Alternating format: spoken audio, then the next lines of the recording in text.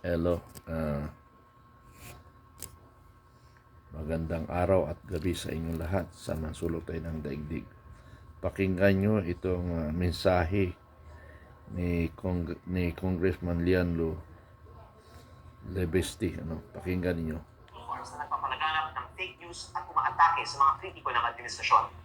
Ganito din sa panahon ng martial law ni dating Presidente Ferdinand Marcos Sr. Ngunit maraming mga miyembro ng oposisyon, civil society at iba sektor ay lumaban sa diktatura. Kahit maraming ikinulong, umalis ng bansa at ginipit ang negosyo, hindi sila sumuko. Ako po ay naniniwala na ang mga nagsasalita ngayon ay magtatagumpay rin laban sa korupsyon katulad ng mga nauna sa atin at ang mga nananatiling tahimik ay maaalala bilang mga kasabwat sa pinakamalaking korupsyon sa kasaysayan ng ating bansa. Umaasa rin po ako na ang mga nagsasalita tungkol sa korupsyon sa gobyerno ay poprotektahan ng taong bayan at gagamitin nila itong pagkakataon upang ibahagi ang katotohanan para sa kinabukasan ng ating bayan. Ang Pilipinas ngayon ay nasa ilalim ng de facto martial law. Hindi man deklarado, pero nararamdaman.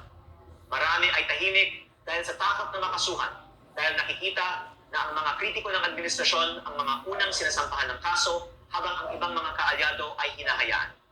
Dahil dito, ang ibang mga batas ay inaaprubahan ng walang debate at may mga bilyon-bilyon pisong mga budget na hindi kinakwestiyon. Kasama dito ang mga pambayad para sa ibang mga media at social media personalities at mga troll farms na nagpapalaganap ng fake news at umaatake sa mga kritiko ng administrasyon. Ganito din sa panahon ng martial law ni dating Presidente Ferdinand Marcos Sr. Ngunit maraming mga miyembro ng oposisyon, civil society at iba sektor ay lumaban sa diktatura. Okay? Kahit maraming ikinulong, umalis ng bansa. So, nangangahulugan dito ngayon, mga kaibigan, totoo yung sinasabi ni Congressman Lebesti na may problema yung bansa natin. Tinatakot. Yung nga sinasabi ko nung maaresto si Major General Poques, nung maaresto siya, na sumigaw ako nung kung narinig yung sumigaw ng aresto si General Poques, sinabi ko na Marcelo na ngayon silently. Hindi lang nasabi na proklama na Marcelo, pero yung nangyayari, Marcelo na talaga sa bansang Pilipinas. Kaya iyan yung masaklat, mga kababayan.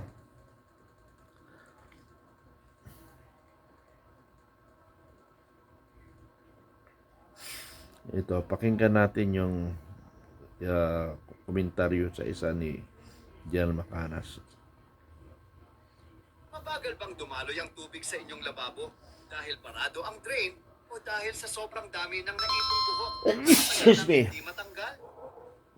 Ito. Magandang araw mga kaibigan.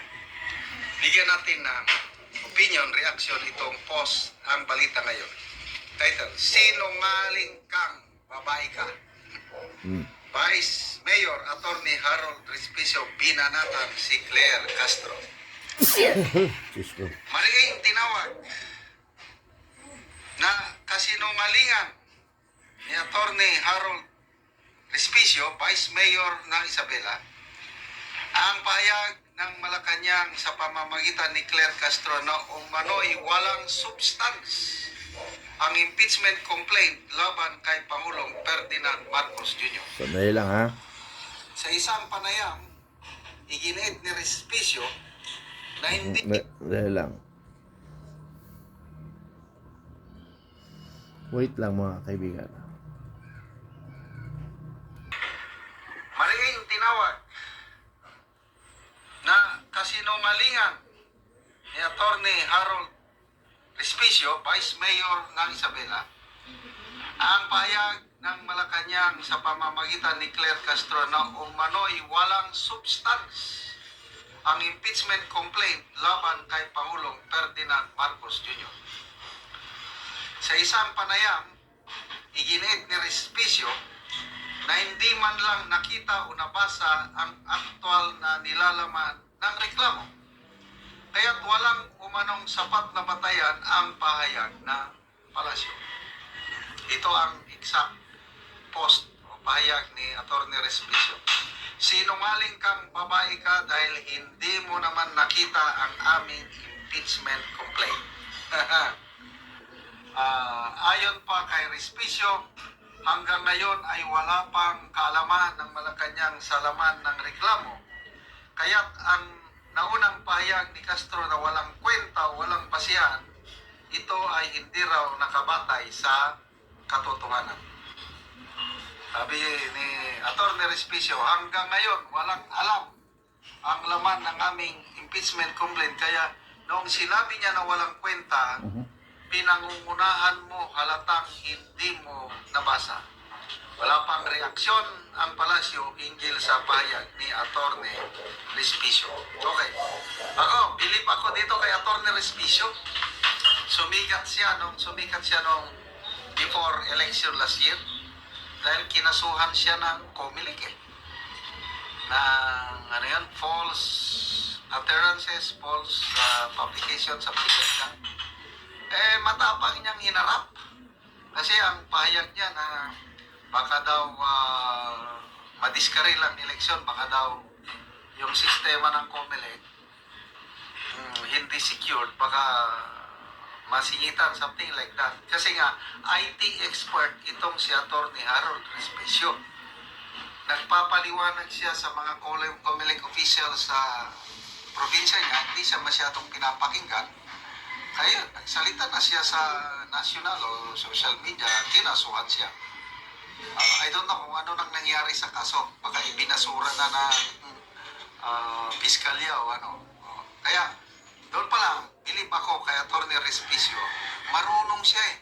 Bilib mo yan, abogado ka na, at the same time, IT expert, bibihira yung ganyan. Tapos kung magsalita, makita mo yung very fluent magsalita. And I can see yung sincerity niya habang nagsasalita. At saka walang takot. Makikita mo, handang lumaban. Kaya natutuwa ko na kasama si Atty. Respicio sa grupo ni Atty. Topacio sa pagsampa ng impeachment complaint. So, punta tayo sa issue. Walang kwenta, walang basihan. Kaya nabasa na ba ni Claire Castro? Palagay ko hindi. Paano niya nabasa? Na hindi naman tinanggap ng Office of the Secretary General yung complaint. Kaya, agree ako na walang basihan. Na walang katotohanan yung sinasabi ni Claire Castro na walang substance o walang kwenta. Bakit niya sinabi gano'n? Siyempre, maapektuhan yung amo niya. Maapektuhan si Pangulong Marcos Sr. kung matuloy. Kaya, hindi importante yan. No? So, ano yung tinatawag ni Claire Castro na may substance o may kwenta? Yung nauna. O ilang pages yun? 4 pages. If I'm not mistaken, may nagsasabing 4 pages lang plus mga attachment, 15 pages lahat. Itong kina Atty. Respicio, Atty. Topacio, 40 pages plus yung mga attachment pa, kaya makapal. Doon pa lang sa Isang number of malita, pages, isang malita. makikita mo na kung ano ang may laman o wala. No. Yung unang impeachment complaint na tinanggap, sinampa ng pinaghinalan abogado ni Atty. Lisa. Kakaunti ang laman. Sabi nga ni Congressman Eresi, siguradong madidismiss dahil newspaper clippings lang ang mga ebidensya. O yun ba ang may laman? O nag-comment pa si Atty. Claire Castro doon kung may laman o may substance o walang kwenta. Wala lang. Kaibigan, may malungkot po akong balita para sa lahat. Simula bukas, matatapos na ang 80%. Kasi, plano nila yun. Tinanggap para ma-dismiss. Itong pangalawang complaint, Makabayan Black, pangatlo galing sa Pro Duterte, hindi tinanggap. Bakit? Baka yun ang malakas. So, hintayin natin ang response ni Atty. Claire. Tira, sinungaling kang babae ka.